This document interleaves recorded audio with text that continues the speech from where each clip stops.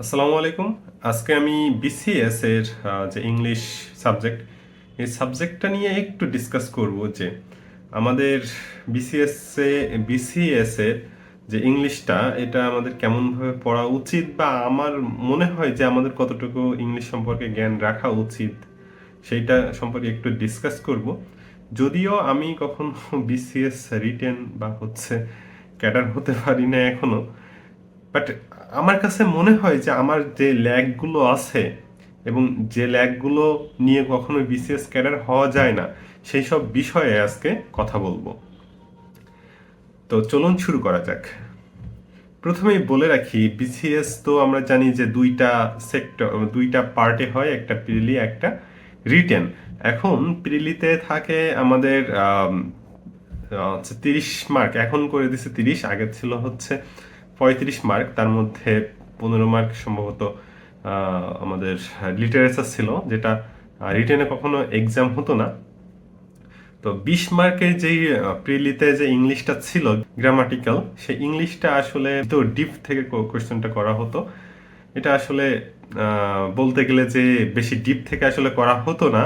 আমাদের যে পিডিলি থেকে যে এটা আছে, জাস্ট বেসিক উপর দিয়ে যে প্র্যাকটিস যেগুলো থাকে, ইংলিশ প্র্যাকটিস যেগুলো, সেইগুলোই। তো আমরা অনেকে ইংলিশ পারতাম, বাট রিটেনে যে আসল খেলাটা ওখানেই শুরু হয়।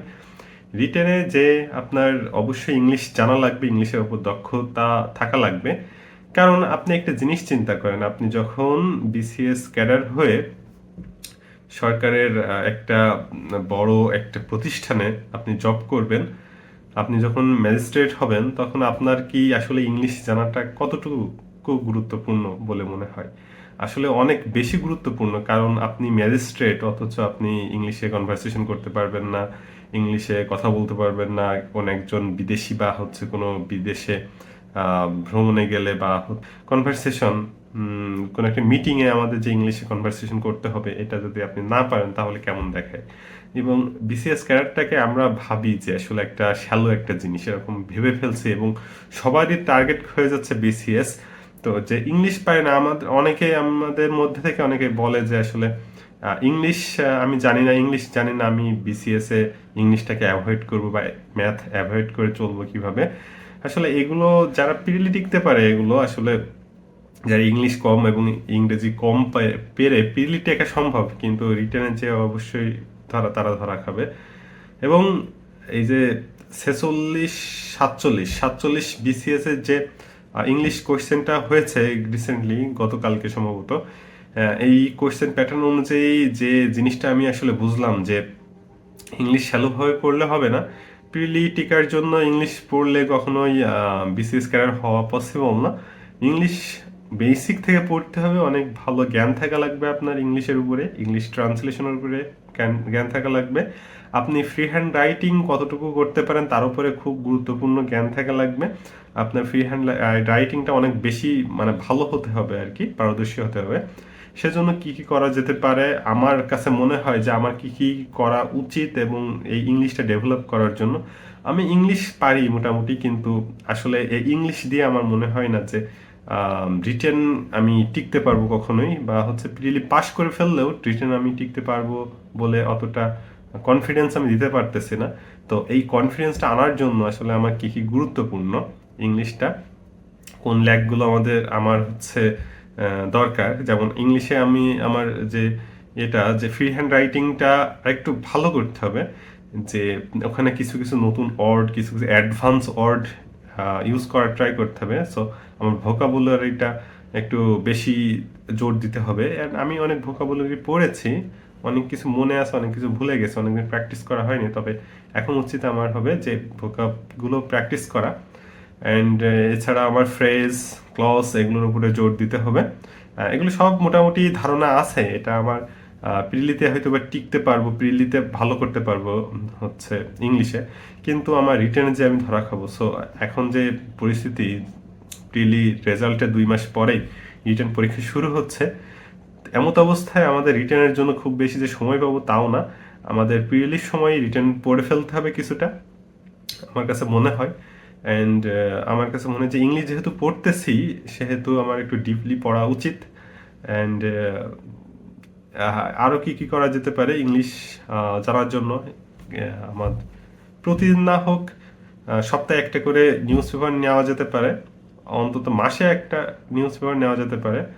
আর আমি যেটা করব সেটা হচ্ছে অনলাইনে কিছু অনলাইন যেসব নিউজ পেপারগুলো আছে, অনলাইন বলতে অনলাইন পিডিএফ পাওয়া যায়, যেমন দ্য ডেইলি স্টার নিউজ পেপারের পিডিএফ পাওয়া যায় অনলাইনে। তো সেই অনলাইনে নিউজ পেপার অর্থাৎ পিডিএফটাকে পড়ার ট্রাই করবো। অ্যান্ড পিডিএফ থেকে পিডিএফ থেকে আমি অন্তত একটা সেন্টেন্সকে আমি গ্রামাটিক্যালি ব্রেকডাউন করার চেষ্টা করব, অ্যান্ড ওইটা বোঝার চেষ্টা করব প্রতিদিন একটা করে, অন্তত প্রতিদিন একটা করে সেন্টেন্স আমি ব্রেকডাউন করার চেষ্টা করব এবং বুঝবো। অ্যান্ড এক সপ্তাহ পরে আমার যে 7টা সেন্টেন্স আমি শিখতে পারলাম, বা 5টা বা 6টা সেন্টেন্স আমি শিখতে পারলাম, এই 6টা সেন্টেন্স এই 6টা সেন্টেন্স আমি এক সপ্তাহ পরে আমি আবার নিজের মতো করে লেখার ট্রাই করবো, ফ্রি হ্যান্ড রাইটিং লেখার ট্রাই করব। তাহলে হয়তো বা আমি আস্তে আস্তে কিছুটা আমি গ্যাদার করতে পারবো নলেজ। অ্যান্ড যে জিনিসটা আমি খেয়াল করবো, আমি মোটামুটি বইতে যে ওয়ার্ড মিনিংগুলো আছে, এই ওয়ার্ড মিনিংগুলো আমি পড়েছি। অ্যান্ড আমার উচিত হবে এখন ডেইলি স্টার ইংলিশ যে সব নিউজ পেপারগুলো আছে, সেই নিউজ পেপারের যে ওয়ার্ড মিনিংগুলো আছে, অ্যাডভান্স লেভেলের ওয়ার্ড মিনিং, সেই ওয়ার্ড মিনিংগুলো আমার কালেক্ট করা। অ্যান্ড তাহলে আমি হয়তো বা আমার ওয়ার্ড মিনিংয়ে আমি এন্ডিস করতে পারবো। So that's it. তাহলে প্রথম যে জিনিসটা আমার করতে হবে, ওয়ার্ড মিনিংটা এন্ডিস করতে হবে, অ্যান্ড সেটার জন্য আমাকে ডেইলি নিউজ পেপার পড়তে হবে। দ্বিতীয় হচ্ছে আমি প্রতিদিন একটা করে বাক্য, সেন্টেন্স অ্যানালাইজ করব, গ্রামেটিক্যালি ব্রেকডাউন করব। সেটা আমি নিব হচ্ছে প্রতিদিনের যে ডেইলি নিউজ পেপার আছে, সেখান থেকে একটা সেন্টেন্স অন্তত নিয়ে সেটাকে গ্রামেটিক্যালি ব্রেকডাউন করার চেষ্টা করব।